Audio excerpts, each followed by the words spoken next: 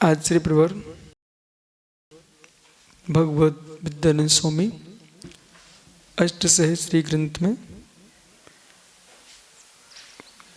अबना भाव हेतु अभाव हेतु, तो अबना भाव के अभाव में हेतु अहेतु है, ये व्याख्या चल रही थी। तो व्यक्ति अपना पक्ष रखता है, पक्ष सत्य हो ये नियत नहीं है, पक्ष सत्य है, पक्ष सत्य है, अपना पक्ष सत्य है, पर वो सत्य ये नियम नहीं है, ठीक ना। तो समस्या कहाँ है? प्रभुत्व शक्ति, प्रभावी पुरुष, प्रज्ञावान, बुद्धि विपरीत, कुमत कुसरत में जी रहा है, वह है प्रभावी। अब जैसे कि ये बालक है, होशियार है, सम्यक दृष्टि है, पर सामने वाला मिथ्या दृष्टि है, बहुत प्रभावी है, छाया हुआ है, उसके प्रभाव में अपनी बात रख पाना ये जटिल है।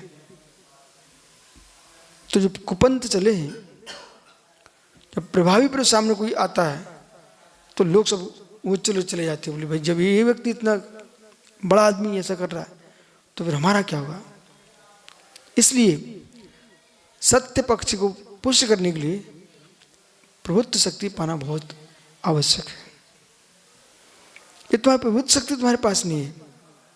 देश में ऐसे प्रधानमंत्री हुए हैं जो प्रधानमंत्री हुए हैं पर चेहरे पे कोई प्रभुत्ता नहीं है, वो 15 दिन में हट गए, कोई महीने भर में हट गए।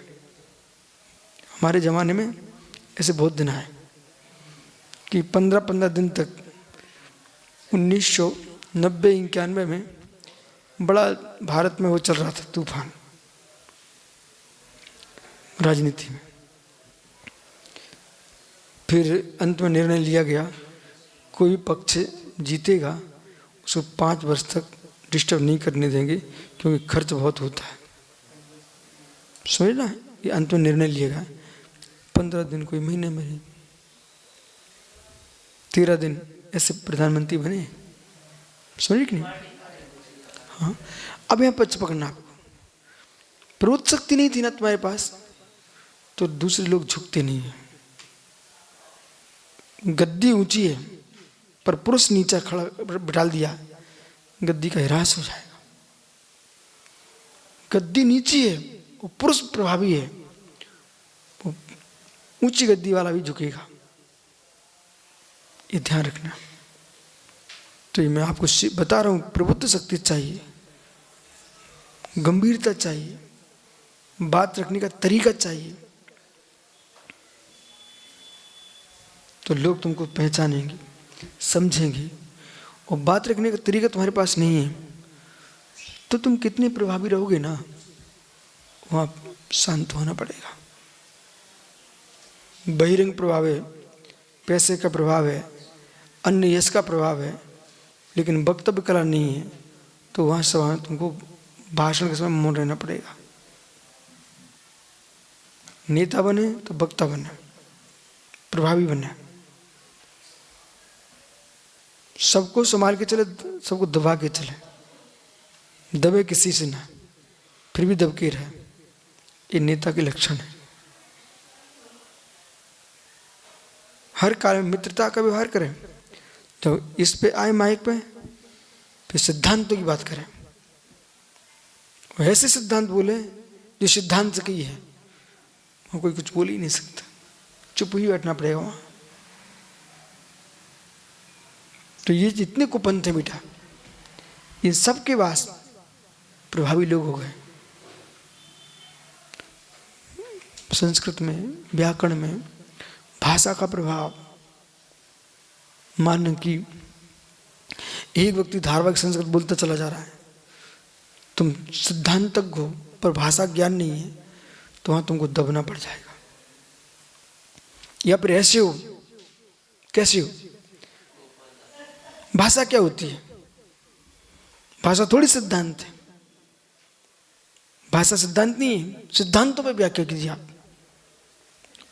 तो वो भले संस्कृत में बोल रहा है, हम उसकी संस्कृत समझ रहे हैं, हिंदी में ऐसे उत्तर देंगे, उस संस्कृत वाले को शांत होना पड़ेगा, प्राकृत वाले को शांत होना पड़ेगा। लेकिन क्यों? तुम भाषा के ज्ञाता हो, सिद्धांत के ज्ञाता नहीं हो। तुम भाषा के ज्ञाता हो, तर्क के ज्ञाता नहीं हो। हमारी तर्कना होना चाहिए।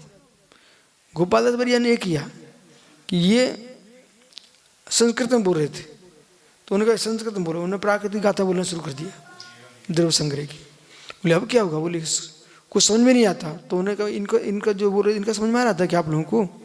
बोले नहीं आ रहा था। तो बोले शास्त्र किस में होने? बोले हिंदी में। फिर तो हिंदी में हुआ तो विजय प्राप्त हो गई। मथुरा के बाद शास्त्र बंद हो गए। कर्मानंद के बाद शास्त्र समाप्त हो गए। इसमें का जो काल चल रहा है, ये निर्माण काल चल रहा है, प्रवचन का निर्माण काल। सभी संप्रदाय के लोग अपने मठों में लगे हुए हैं, प्रवचनों में लगे हैं। और दूसरा मोबाइल काल आ गया, यूट्यूब। भले घर में कुछ हो ना, खाने को दाना ना हो, पर यूट्यूब में ऐसा बना के भेजते हैं कि विश्व का यही सबसे बड़ा जगत गुरु है, यही सर्वज्ञ है। सुना? तो हम जैसे आदमी अप्रभावित हैं, इनसे प्रभावित नहीं होते हम। क्यों? मुझे मालूम है, जैसे पत्रिकाएं छपके हैं, बहुत पोस्टर छपके हैं आपके, तो हम समझ जाते हैं पत्रिकाओं का जीवन अलग है और जीवन अलग है। तो हर दर्शन में प्रभावी पुरुष हुए। जैसे आपके यहाँ समंतभद्र, अकलंका, विद्यानंद, बादीवराज, प्रभाचंद्र, ये बड़े प्रभावी आचार्य हुए दर्शन शास्त्र के। उधर कुंदाचार्य, पुष्दन भूत बलि, धर्षेल, यति वृषवाचार्य, नाम ही देखो कितने भजनदार, यति वृषवाचार्य, निमिचान सिद्धांत चक्रवर्ती, यति वृषवाचार्य आचार्य, तो लोक पंडिती करता।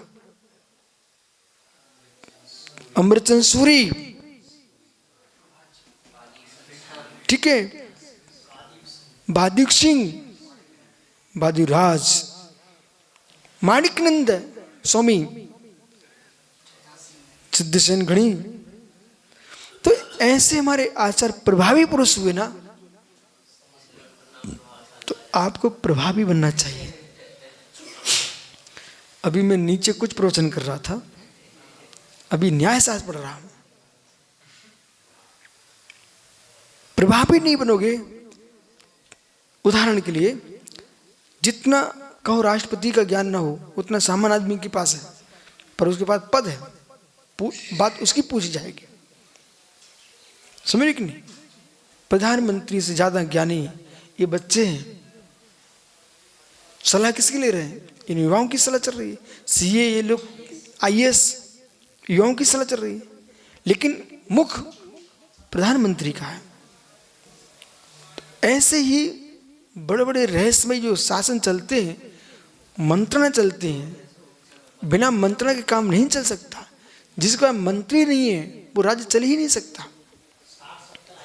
इसी प्रकार से जो बड़े बड़े विशद जो मुनि संघ रहे हैं, 12,000 24,000 साधु एक साथ रहते हों, उन आचार्य के पास वे मुनि रहते थे प्रखर, जो बिल्कुल संघ का ध्यान रखते थे आत्मीयता से,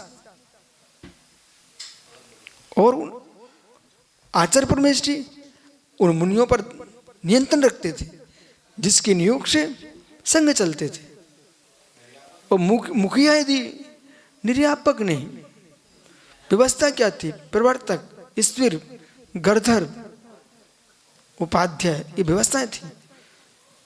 निर्यापक की जो परंपरा है प्रवचन सार में अवश्य आई है, चरणानुग चूलिका में, लेकिन बहु प्रचारित व्यवस्था नहीं है, बहु प्रचारित व्यवस्था नहीं है। मूलाचार में इसका कोई जिक्र नहीं है। समझ रहे कि मात्र प्रवचन सार की चरणानुग चूलिका में ये आया। वो जो भगवती आराधना का निरापक है, वो जिनके सानिध्य में समाधि होती है वो निरापकाचार होते हैं। जो प्रवचन सार का निरापक मुनि है उसको मात्र इतना है भाई, संघ में साधुओं को प्रायश्चित आदि की विधि बताना, इतना काम है इनका, समझ रहे ना। तो ये कोई आचार पद नहीं है निरापक। तो बस आचार, मूल आचार के अनुसार वो उनको प्रायश्चित का विधान बताएंगे, इतनी है बस। आइए, तो आप लोग समझ रहे हैं ना, ये अष्ट सहस्त्री पढ़ा रहा हूं, मेरा उद्देश्य मैं क्या समझा रहा हूं। प्रबुद्ध सत्ता लाइए, परस्पर में प्रबुद्ध सत्ता वात्सल्य के साथ। गुरु भाइयों पर प्रबुद्ध सत्ता न चलाए, पर प्रबुद्ध सत्ता बना के रखे। आपका स्वभाव मधुर हो, अपने में हो, मधुर हो, अपने में हो। तो आइए, इसलिए क्या कह रहे हैं, कुचित भावे पी चान्य अन्यथन प्रतिश्च। ये उनकी तरफ से प्रश्न था, तो हमने उसका बहुत सुंदर उत्तर भी दिया है। अन्यथा उत्पत्ति निमस्य विकल्प हेतु घटनात् स्यात् अकूतम ते, यही चल रहा ना।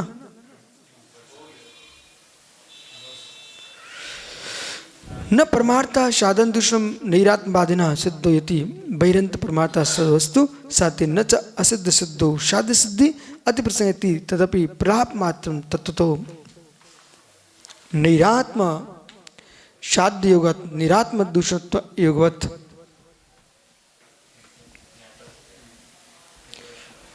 तो प्रश्न ये है कि उन्होंने कहा कि हमारा अभिप्राय, किसका अभिप्राय, कुछ तद अभावेपि च अन्यथानुपत्ति, जो अन्यथानुपत्ति कुचित अनुत्पत्ति निमस्य वैकल्य हेतु अघटनात्। हेतु कैसा है, अघटनात्, हेतु घटित नहीं होता है, अघटनात्। कौन से घटित नहीं होता है, अभिप्राय कि नैरातवादी माध्यम, हम बौद्धों के यहाँ वास्तव में साधन दूषण प्रयोग सिद्ध नहीं है, क्योंकि हम शून्य मानते हैं। तो तथात्पत्ति अनुत्पत्ति हमारे हेतु घटित नहीं हो रहा है, ये कहना चाह रहे हैं। बोले क्यों नहीं हो रहा है, हम वस्तु को मानते ही नहीं ना, नैरातवादी हैं। तथोत्पत्ति किस में लगाएं, अनुत्पत्ति किस में लगाएं। तो ये कह रहे हैं कि हमारा ये अभिप्राय है, नैरातवादी माध्यमिक जो है वो क्या हो रहा है, कुछ तपी अन्यथानुपत्ति नियमा निश्चय वैकल्य। जो अन्यथानुपत्ति नियम है, निश्चय से इसमें क्या है, वैकल्य है। हेतु तो अघटनात्, वो हेतु घटित नहीं होता, ऐसा उनका प्रश्न है। प्रश्न है बुद्ध का, बुद्ध की तरफ से साथ अकुतम थे। क्यों, न परमार्था साधन दूषण प्रयोग हो। अरे हमारे यहाँ तो साधन और दूसरे का प्रयोग ही नहीं बनता। क्यों, निर्यातवादी, हम तो निर्यातवादी है ना। तो हमारे यहाँ आपका ये साधन और दूषण किस में लगा रहे हो, हम वस्तु ही नहीं मान रहे ना, तो साधन किसको बनाएंगे, हम वस्तु नहीं बना रहे, तुम दूषण किसको बनाओगे, भूषण किसको बनाओगे, हम वस्तु नहीं मानते, ऐसा बोल रहा है। सिद्ध तो बहिरंतस्य परमार्था, बाहर से परमार्थ से, सद वस्तु साध्य थे। तो जो सद है, जो वस्तु, वो क्या है, वस्तु तो अपने आप में असत है। वस्तु कैसी है, असत है।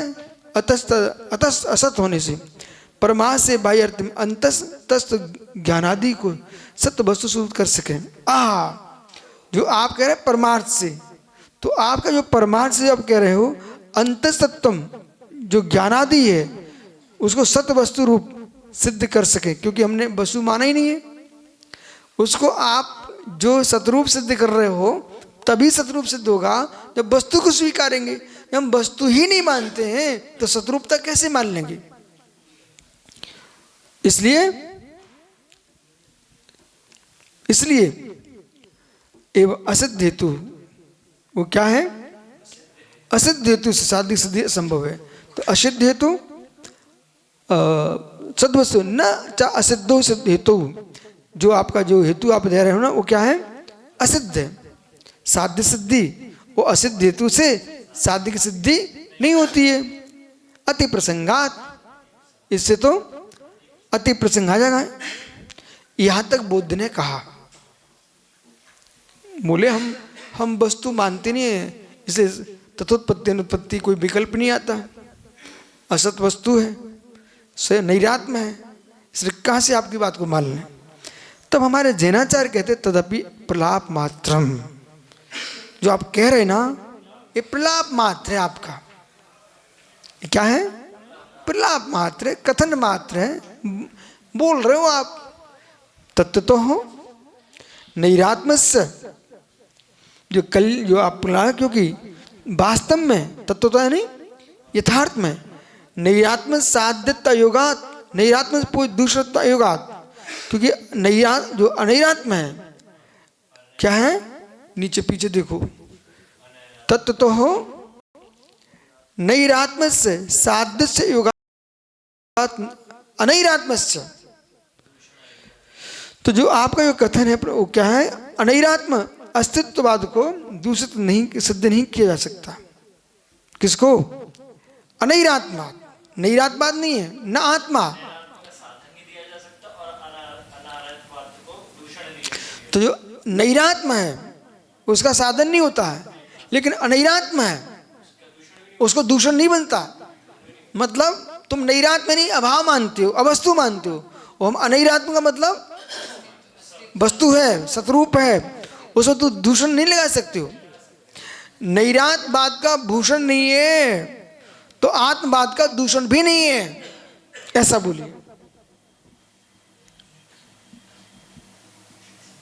इसलिए क्या शाद्य दूषती, दूषित तो अयोगावत, दूषित के योग के समान। जो आस्तिक है ना, आस्तिक का दूषित तो नहीं किया जा सकता। और नहीं संवृत्त्या, वास्तव में जो निरात्मा जो शून्यवादी हैं उनके यहाँ जो शून्यवाद की सिद्धि नहीं की जा सकती, तो फिर संवृत्ति, संवृत्त्या साध्य साधन व्यावृत्य से युक्तमति, जो साध्य जो संवृत्ति कल्पना मात्र, साध्य साधन से जो आप कल्पना बना रहे हो वो कल्पना के साथ से व्यवस्था करना युक्त नहीं है। आप तो सुनो क्या कह रहे हैं। संवृत्ति जो कल्पना कर रहे हैं साध्य साधन की, इधर देखो वस्तु नहीं है, उपचार से साध्य साधन बना रहे हैं हम। तो उपचार से साध्य साधन कैसे बना सकते हो जब आपके पास द्रव्य नहीं है? उपचार लगेगा कहाँ? निरातवादी के यहाँ उपचार कहाँ से लगाएंगे आप? तो समृद्धि आपकी घटित हो ही नहीं सकती है। अरे भाई साहब यशोधर सागर जी, प्रश्न ये है, बोले फोटो है, फोटो है, फोटो है, किसकी है? बोले हमारे दादा की। दादा हुए थे कि नहीं? नहीं, दादा मादा कोई नहीं हुए, ये तो उपचार है। तो उपचार कहाँ से गए? फोटो लग किसी गई है? तो पहले कोई दादा नाम की वस्तु होना चाहिए ना, तभी तो फोटो बनेगी। ठीक है ना? जब तुम्हारे पास दादा ही नहीं है तो फोटो किसकी बन गई तुम्हारे यहाँ? बुद्ध दर्शन से बात कर रहे हैं। तो जैन कह रहा है अवस्तु में दूषण कैसा? सुनिए, दर्शन 6 हैं, ठीक है? जैन, बौद्ध, सांख्य, नैयायिक, वैशेषिक, चार्वाक। कितने हो गए? अब सुनिए, मीमांसक। अब सुनिए, अब इनमें क्या है, कुछ ऐसे हैं वैसे बहुत सारे भेद हो जाएंगे। अब पहले आप ध्यान दो, षट दर्शन जैन चार्वाक को मिलाकर षट दर्शन बनाना, और वैदिक की षट दर्शन सुनिए आप, इनको पहले अलग कर लो। अभी वैसे हम भेद करेंगे 2 प्रकार के, आस्तिक दर्शन, नास्तिक दर्शन। तो बौद्ध, जैन और चार्वाक ये वैदिक की दृष्टि से नास्तिक हैं, लेकिन हम नास्तिक नहीं हैं, हम सच्चे आस्तिक हम ही हैं। ठीक है? जो कि आत्मा को मानता है, परमात्मा को मानता, हम ईश्वर को करता नहीं मानते, इससे तो हमको नास्तिक बोलते हो। ठीक है? वेदों को नहीं मानते इससे हमको नास्तिक कहते हैं। अरे तुम्हारे वेदों को मानते आस्तिक हो जाएंगे। हमारे पास वेद नहीं है क्या? प्रथमा नियोग, करना नियोग, चरना ध्रुव हमारे वेद हैं, हम आस्तिक हैं। हम तुम्हारे पिता को अपना पिता नहीं मानते, हमारे पिता नहीं होंगे क्या? बोलिए, आकाश से टपक गए क्या हम कि तुम्हारे पिता को अपना पिता के अपनी माँ को व्यभिचारी बना लूं क्या? तुम्हारे पिता को अपना पिता बोलूं तो तुम हमको आस्तिक बोलोगे? मेरी माँ व्यभिचारिणी नहीं हो जाएगी क्या? मेरी माँ व्यभिचारिणी है, मेरी बुद्धि व्यभिचारिणी नहीं है। हमारे चार अनुयोग हैं, हमारे तीर्थंकर भगवंतों ने जो कथन किया, शाश्वत त्रैकालिक कथन किया गया है। इसलिए सुनिए ना, तो उन्होंने कहा कि वेदों को नहीं मानते सो नास्तिक। किसी की रूढ़ी को स्वीकार करना कोई आस्तिक बनने का लक्षण नहीं है। जो आत्मा के तत्व को मानता है वही आस्तिक है, जो नहीं आत्मा को नहीं मानता वो नास्तिक है। आइए अब इसमें क्या चलता है सुनो ना। पहले आप षड दर्शन लीजिए, वैदिक दर्शन, मीमांसक, सांख्य, नैयायिक, वैशेषिक, जैमिनी, प्रभाकर, भट्टवी प्रभाकर।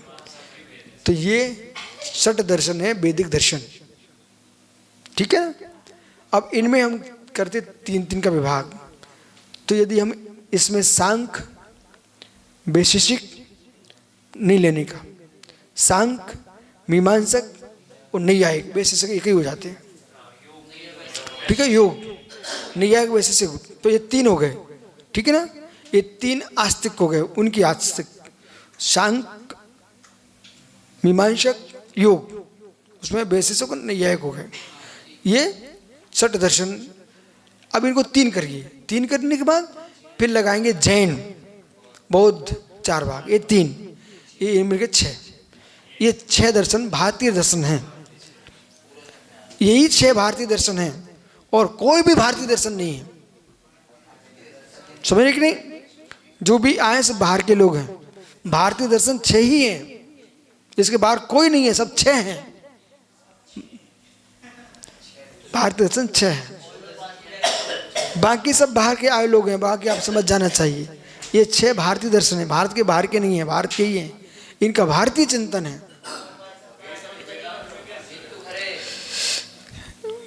आयुर्वेद, सामवेद, यजुर्वेद, अथर्ववेद, ये हैं वेद, ठीक है ना। ये चार वेद हैं। और अरे बोल दिया, आयुर्वेद, ऋग्वेद, सामवेद, अथर्ववेद, ये चार वेद हैं। 18 पुराण हैं, ये वैदिक दर्शन के हैं। और हिंदू नाम कोई दर्शन नहीं है बेटा, ये दूसरे की देन है जो कि अपन हिंदू शब्द का प्रयोग करते हैं। वास्तव में वैदिक दर्शन है, वैदिक और अवैदिक। तो भारत में दो संस्कृतियाँ प्राचीन संस्कृति है, श्रवण संस्कृति, वैदिक संस्कृति, बाकी कोई संस्कृति नहीं है। समझ रहे कि नहीं? तो ये हिंदू तो अभी शुरू हो गया है लेकिन वास्तव में वेद हैं। वेदों में कोई हिंदू शब्द नहीं मिलेगा आपको, वेद हैं। तो वेदों को मानते वैदिक और आगमों को मानते श्रवण, ठीक है ना। और हम सब आर्य हैं, हम सब आर्य हैं, समझ रहे कि नहीं। अब जो आर्य समाज की वो स्थापना उन्होंने की है दयानंद सरस्वती जी ने, वो तो ऐसी स्थापना है कि ये बच्चा एक ग्रुप बना ले, वो वाला ग्रुप है, कोई अलग से आर्य नहीं है वो। हम सब आर्य हैं, आर्य क्षेत्र में आर्य। आर्य के कितने भेद है? कर्मज आर्य, धर्मार्य, क्षेत्र आर्य। तो हम कर्म से भी आर्य हैं, धर्म से भी आर्य हैं और क्षेत्र से भी आर्य हैं। मैं आर्य हूं। अब तुम ऐसे प्रश्न कर रहे हो विवाद वाले, इन आर्यों को छोड़ दो जो बचे, और सुनिए ध्यान से। पुलिंद, दस्यु, भील, कुल आदि जो भेद किए गए हैं, आप नाम माला पढ़ेंगे आपको उसमें मिल जाएंगे। ये उस ग्रुप का भेद है। वो ईर्षा से कहते हैं न कि जन दस्यु है। दस्यु का मतलब जानते हो? लुटेरे, चोर, डाकू, एक दस्यु ये हैं। और पुलिंद दस्यु जो आदिवासी भील आदि के नाम है, उनमें भी इसको दस्यु शब्द का प्रयोग है, ठीक है ना। तो अब सब मिलजुल के सब रह रहे हैं, पर दस्यु जो कहने का उद्देश्य उनका गड़बड़ था, ईर्षा का। तो फिर हमारे कुंद देव ने लिखा, ईर्षा भावेन प्रणोज्य के जन भाषम धम्मम तम भाषम सुज्जा महाभत्यम कुज्जा। ईर्षा के भाष से कोई जिनेंद्र के द्वारा भाषित धर्म को कोई विपरीत कहता है, उसे सुनकर के हमें प्रभावित नहीं होना चाहिए, ठीक है। आगे विचार करें। इसलिए आपको